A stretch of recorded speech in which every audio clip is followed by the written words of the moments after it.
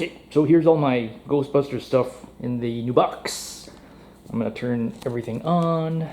The Ecto goggles have this little green, come on now, green light thing right there. PKE meter. This actually has a crystal focus version 9. It's loud. And then this one will just do the light.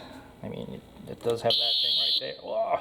Also very loud. Turn the battery on back here. And then 12 volt crystal focus. Ooh, also very loud. Pack lights.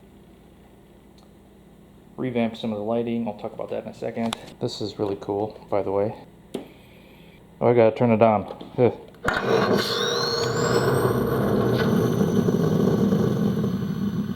Note to self, do a dry run before you look like an idiot.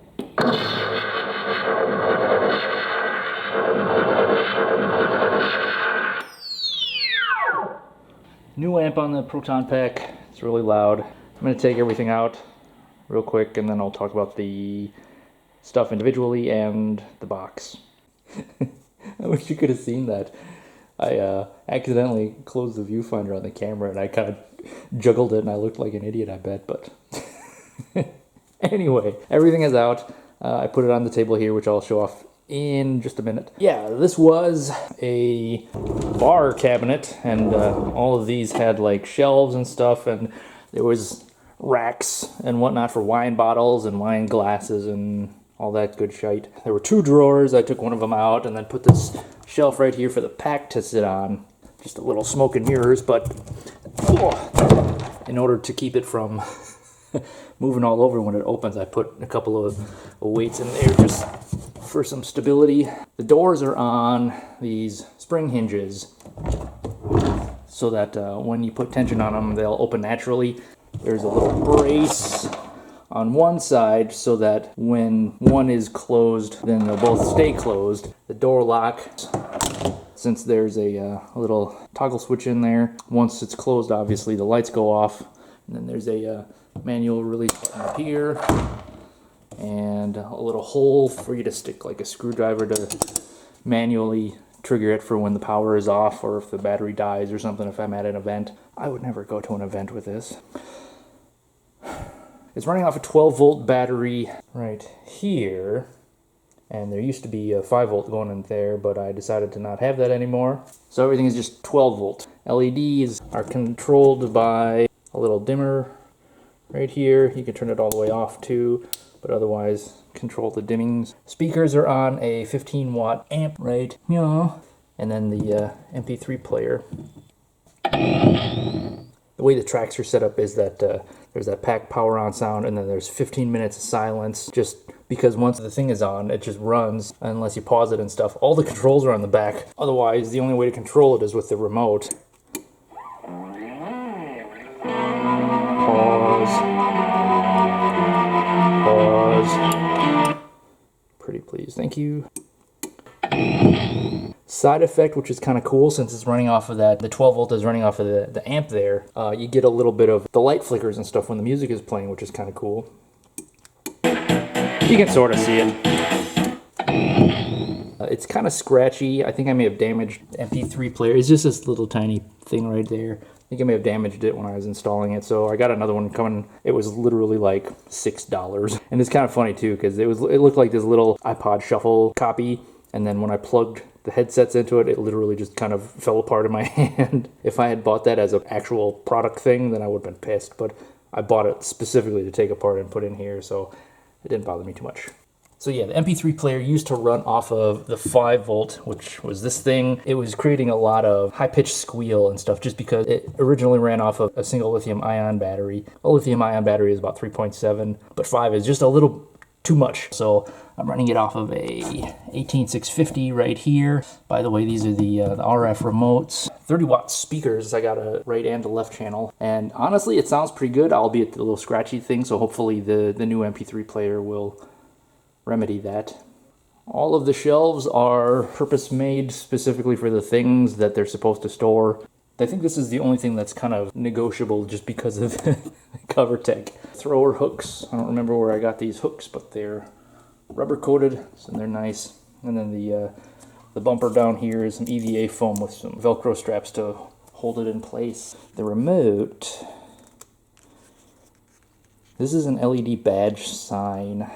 Got these off of Amazon, and I just happened to find this, which was pretty cool. It's self-contained. There's a little tiny lithium-ion battery in here. The remotes, it happened that the third channel on this one didn't work, so I had to use like another single channel. This was a 3-channel. The only problem though is that in order to power them together, this is a single 2032, which is 3 volts, and this thing came with two 2016s, which is 6 volts. Fortunately, it still runs on 3 volts, but it's a little less reliable because of that. It's kind of a crapshoot whenever you hit that play-pause button. So there it worked.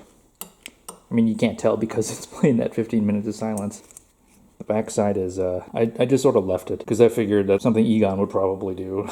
Just leave it kind of ugly and whatnot.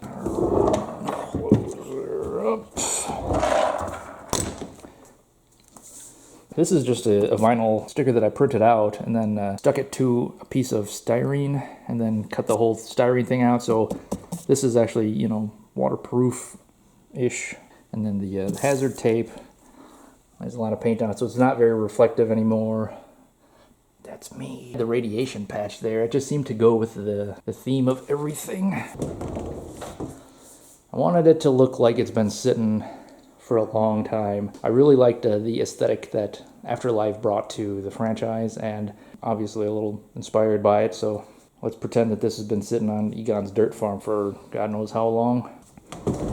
The back is the Alice frame. I left 2 of the hooks there so that I can have something to snap onto. Oh, and by the way, there's one in the box too. That's what this thing is right here. When you put the pack in, it locks into this right here so that it doesn't rattle or jiggle around and stuff. There's a little hook for the trap remote. There's another hook up here for the remote, like that. And I actually cut a little piece out of it too so that it can sit inside the door lock too. If for some reason, like, I wanted more lights on this side. Because there's a lot of lights on this side, but not a whole lot on this side. So if I wanted to put it on that side, I could put it there too. I think that's it for the box. I updated a lot of the stuff on my pack also, like power and some lights and nothing cosmetic. But yeah, I'll show you that too. All right, here's all the stuff that I took out of the box. Well, that wasn't in the box. I didn't talk about this too much. This is a new PKE meter. I just needed something to put on that bottom slot right there, and I didn't want it to be like just the belt, so I made another PKE meter. I had this thing. I'll turn that sound off because that is loud. Yeah, so I had this little handheld thing. It came from a thing with the fiber optic camera on it. This was the screen readout, and I cannibalized that part, and I'm going to put it in something else. But I still had this. This is a handy little, you know, device thing, so I was just like, oh, that's obviously perfect for a PKE meter. I glued this structure on the top of it. That right there is actually the battery. That's not the battery. It's the speaker. The battery is an 18650, but that's the speaker battery. Who's paying attention to that anyway? It's actually muted, so if I pulled this off, it would be even more shrill and painful. This right here is the cap to like some laundry detergent. This right here is the oh god, it's the red ring that I pulled off of Ellie's flashlight, but the thing that's on top of it is a collimator for a tri-star LED. Raise your hand if you know what I'm talking about. Oh, by the way, there's that little flashing red light in there just to sort of give you the impression that there's some activity and stuff going on. You can see it when the light is blue also, but from like that far back, you can't really see it too well. So this PKE meter has not changed. So goggles have not changed. This used to be the Fallout-inspired arm-mounted thrower, but I cannibalized a lot of the parts, like the switches and the crystal focus, obviously, for another project.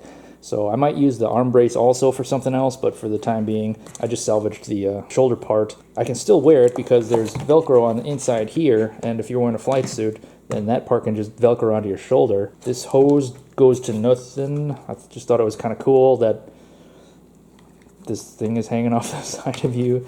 And then I put some LED antennas there also, just because. And it's run off of 3 AA's that you just unscrew this right here and then pull the battery thing out. Looks pretty cool. And what did I do with the pack here? Let me turn it on real quick. These are the pins for the quick release Alice frame. It works really well.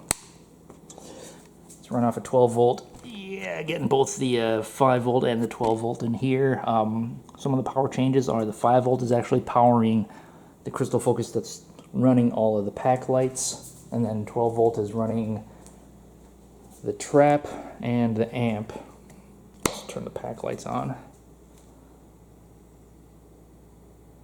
So I don't know if I talked about the new little lightsabers on top. The paint caps, they looked cool, but they weren't very bright, so I put these little things on. These are the clear tubes for like JB Weld epoxy putty or something like that, and then I put in like an actual 3-watt LED in both sides, so that's what's powering them, and then they're wrapped in polypropylene film, so like they're actually little miniature lightsabers and stuff that light up really, really well now. That I changed to cob because you could actually see the hot spots and stuff, and I just wanted something a little bit more continuous. The lights I changed so that it's actually looks like it's going in a circle, and it was a little bit of a challenge to sync that and the lights because it's only running 8 LED pads, so you have to time everything, and it's kind of like, you know, what is it, rubbing your belly and patting your head at the same time, or the electronic equivalent to that. The trap sounds are still the same, but changed out the lights on it so that it's not just a single green blob. Ugh.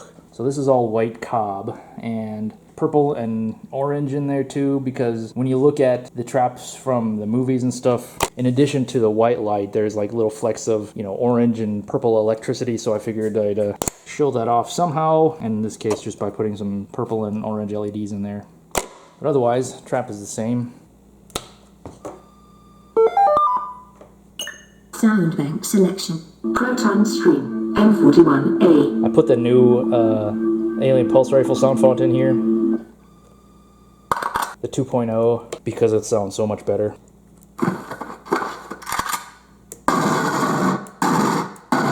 It's got the new amp in here too. You can actually turn it way the fuck up.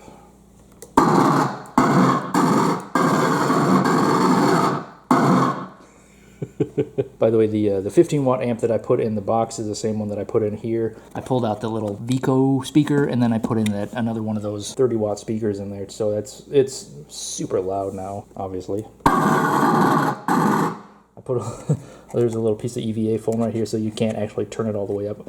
Otherwise, the knob goes all the way, and it would probably blow the speakers and piss off every single one of my neighbors. Let me check my notes. I took notes, so I knew what to talk about. Paint struggles. Should I talk about my paint struggles on the box? It was a giant pain in the ass.